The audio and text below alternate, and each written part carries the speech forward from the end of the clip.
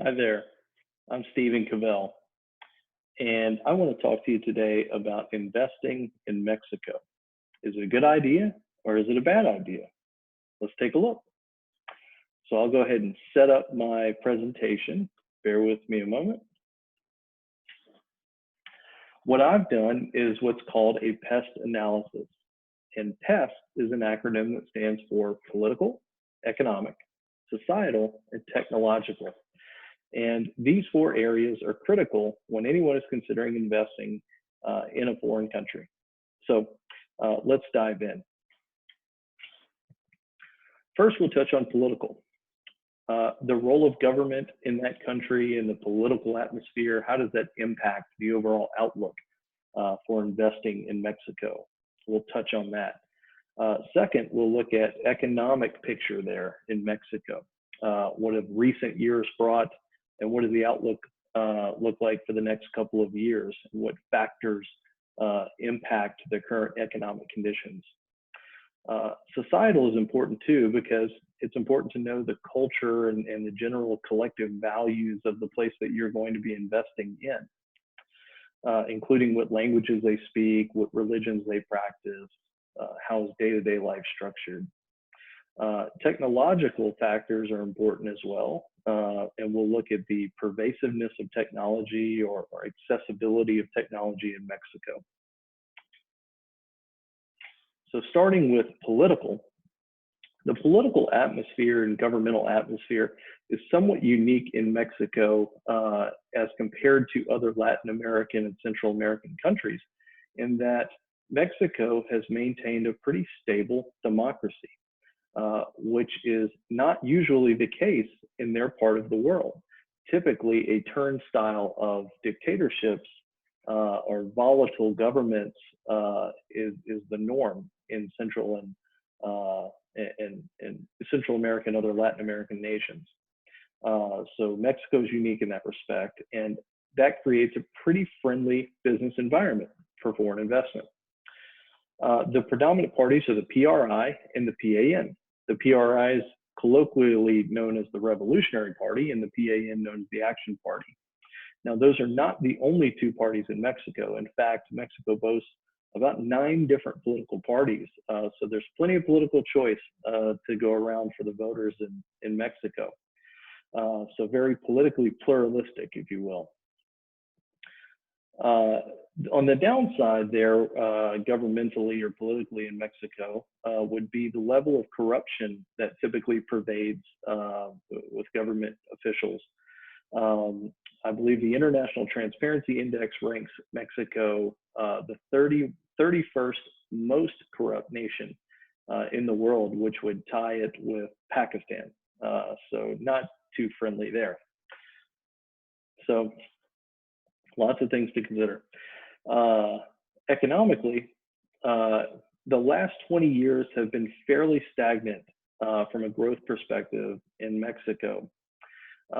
Economically, there are factors that have led to that, and my research shows that, or leads me to believe rather, that a lack of human capital development is likely the cause for that. So as much of the developed world has experienced pretty rapid growth the last 20 years, Mexico has not. And one of the statistics that I came upon that really caught my eye was that I believe almost half of Mexico's working age females are unemployed.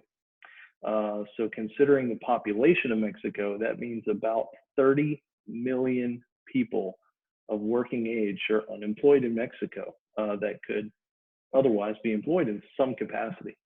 So that's a major challenge when it comes to domestic production in Mexico, as well as available labor force for companies looking to invest there.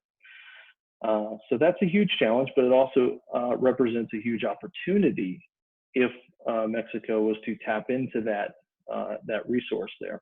So stagnant growth the last 20 years, human capital is probably underdeveloped there, but also undereducated. I believe Mexico spends about 5% of its GDP on education. That's below average for developed countries. Also, less than half of all Mexicans graduate high school, as compared to about 75% of Americans that graduate high school. So fair to say Mexico is undereducated as well, and that probably led to some stagnant growth. The COVID economy definitely took its toll. Lockdowns and restrictions hurt Mexico the last couple of years.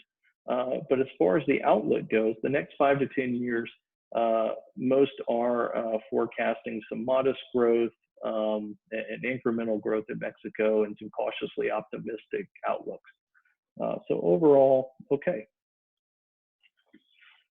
Societally, Mexico is just so interesting. It's a very diverse nation, more diverse than people might think without having been there or studied Mexico. There are large Asian, Afro, and indigenous populations in Mexico. In fact, many groups speak indigenous languages today in Mexico. Mexico, generally speaking, is very Catholic and very conservative, and day-to-day life tends to focus around the nuclear family structure. Having said that, Mexico is also very gastronomically and artistically and musically vibrant, and known throughout the world culturally for that. So family first, but very artistic. Technologically, Mexico has the ability or opportunity to set itself apart as a leader in technology among Central and South American nations. The access to technology in Mexico is a challenge and one that they're working on. While Mexico certainly has its urban centers, like any nation, most of its population is rural. And that presents an access to technology problem, as well as more of a problem for the indigenous population speaking indigenous languages in rural locations in Mexico. That presents a very big challenge for access to technology and adoption of technology. So technology is not that pervasive in Mexico for a developed nation of its kind. That said, Mexico, the Mexican government has begun in recent years to invest heavily in green and clean technologies. So as I said, could be a leader in technology among Central American and South American nations. So that brings us back to our original question. Should you invest in Mexico or should you not invest in Mexico? My opinion says yes. Overall, the pros outweigh the cons. The political choice outweighs the political corruption. The political stability outweighs the political corruption. The economic opportunities and educational opportunities outweigh the lack of education and lack of opportunity that currently exists. And I would say another keynote to think about is Mexico's access to both oceans, not just both oceans, but two great oceans, of the Atlantic and Pacific. Much like the U.S., they have seaports on either side, which can set itself up for to be a global trade leader, and presents attractive trade opportunities to other nations as well. So I think a lot of untapped human potential and trade potential in Mexico makes Mexico a favorable place to invest. So that's my opinion, fueled by my research from a pest analysis of Mexico, and I hope you enjoyed it. Thanks.